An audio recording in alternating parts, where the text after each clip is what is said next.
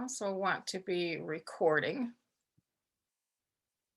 So I'm changing my video and also letting you know that I'm an artist and I also am a full-time real estate consultant, and I love crossing the line between working in real estate as well as in the world of art.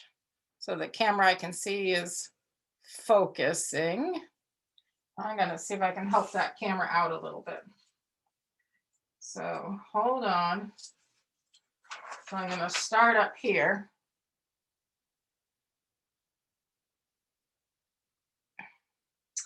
Oh, phooey, it's upside down. You know what? Let me just see if I can swing that around without driving you too batty. Yikes. That didn't work out so good. Hold on. I'm sorry. I thought I had that all squared away, but obviously I didn't. Yeah. All right.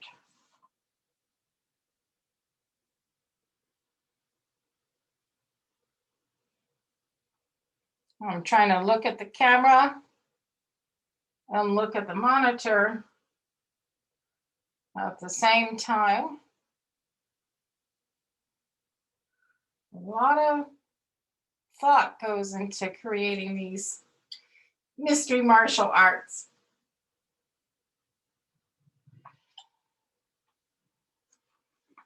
So anyway, here's a picture of one nerve cell and another nerve cell. And this is that kind of crossing the chasm between the two with that electrical signal. So there's a great graphic representation of what I was talking about.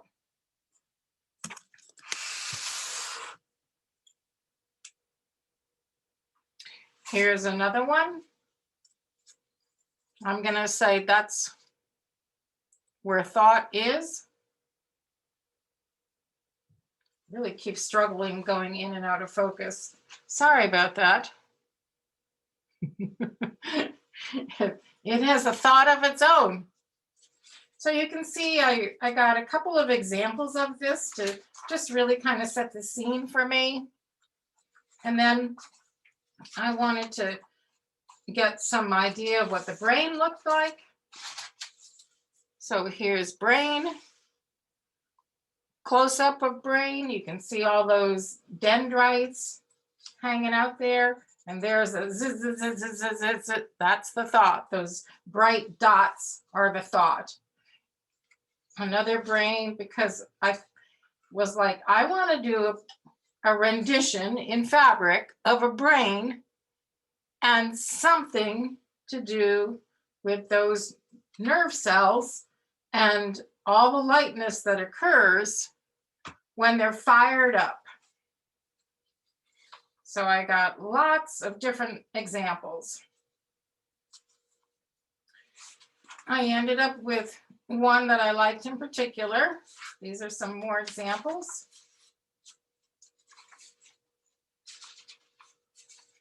And I ended up blowing something up, and I was intrigued with this portion here and did a little sketch of that, little tracing of it. And then I made that into bigger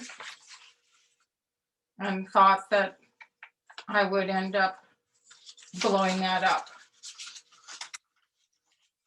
But then what I also did, let me clear the galley here. Separate and different, I had done some ice dyeing. Now, if you've never done ice dyeing,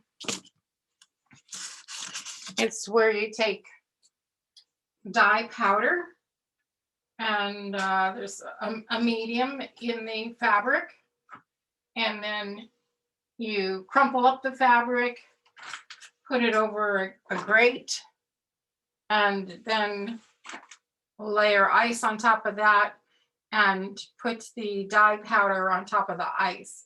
And as the ice melts, it will have a gradient effect on the fabric. So this to me kind of reminded me a little bit of those nerve cells, lots of different innuendos here. Let me just show you another one or two.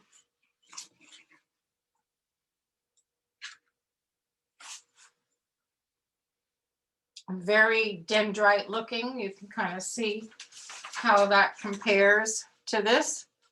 You get that wiry, spindly, leggy kind of look. Here's another one. Might even be some of the same one, but I cut it up.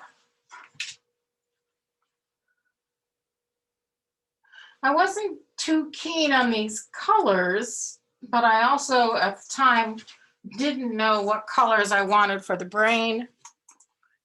Here's another piece.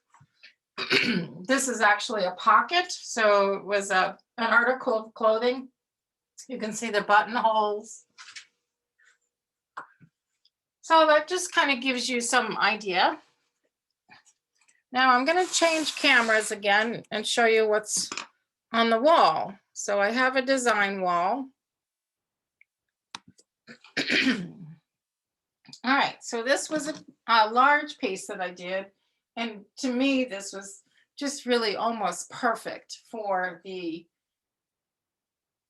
synaptic portion that I wanted to capture.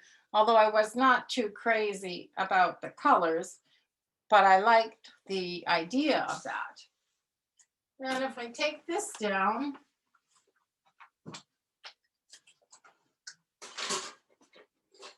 here's another one, and I do the ice dyeing on different types of fabric. This is a cotton. I think the shirt was a linen, and this feels like I think a silk.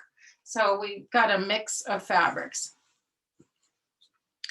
Once I had created my very big draft of the brain and the head, I went ahead and put it on paper, and I've ended up working to put that all together. So it's a little hard to see. This is my foundation.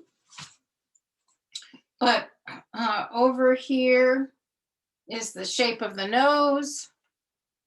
I think that's the eye and the forehead. Here's where the brain stem or the neck would be. And then this was kind of simulating that convolutedness, all the mass that the brain is.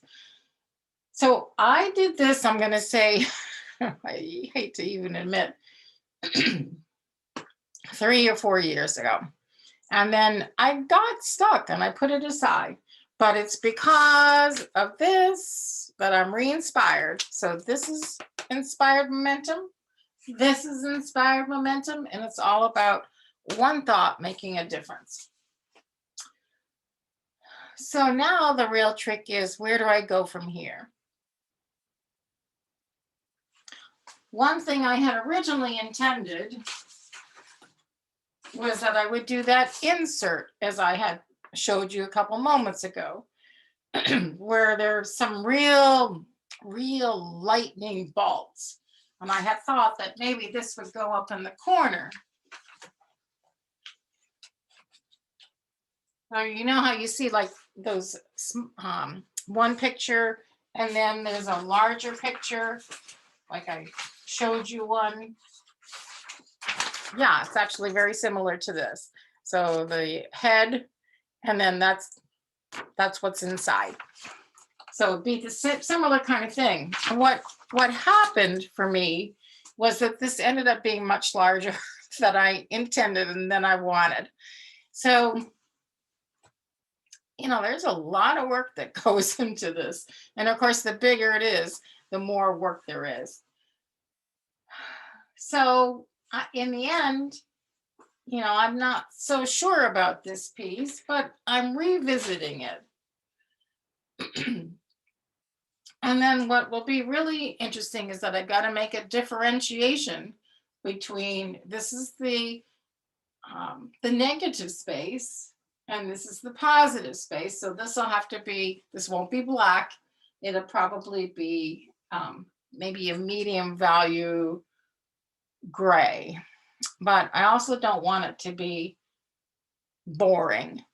Now I've used, hundreds of little pieces of black throughout here. I've used hundreds of gauze, chiffon. I can see I've got some wrapping that fruit comes in, some of the clear plastic. I've got some Angelina, looks like. So quite a mix. And now that I'm looking at it in the camera, I like this spot more than I liked it looking straight on it. But it adds probably some shadow to those convolutions in the brain. So what will make this pop, maybe, is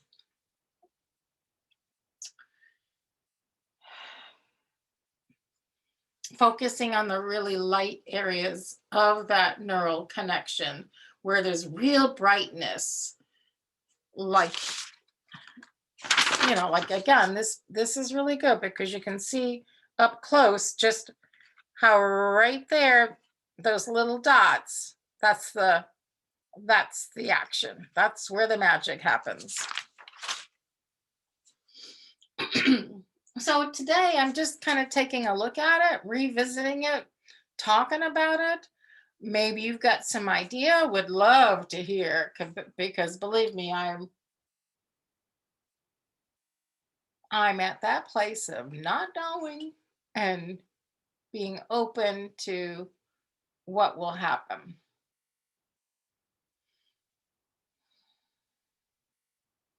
It's kind of fun showing you something on the design wall as just kind of a different option, rather than seeing it flat.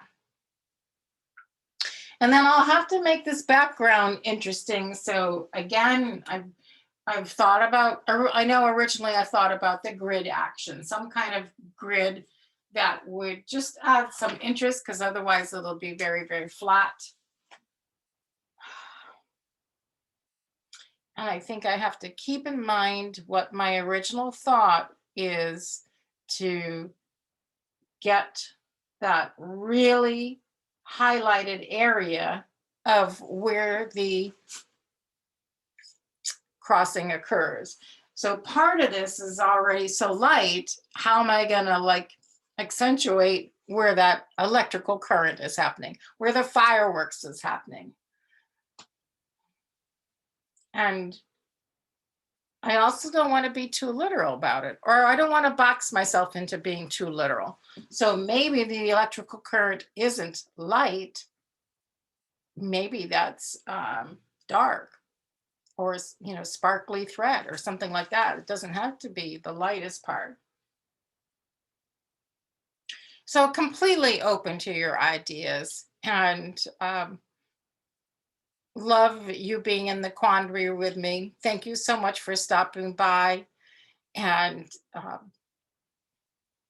in the meanwhile, keep thinking about the self that you're creating, the larger expansive self, the self that you're stepping into, because we're either staying the same or we're growing, and there is a lot to be said for growing. So thank you for being along the path with me, and have a wonderful, fascinating, and amazing day.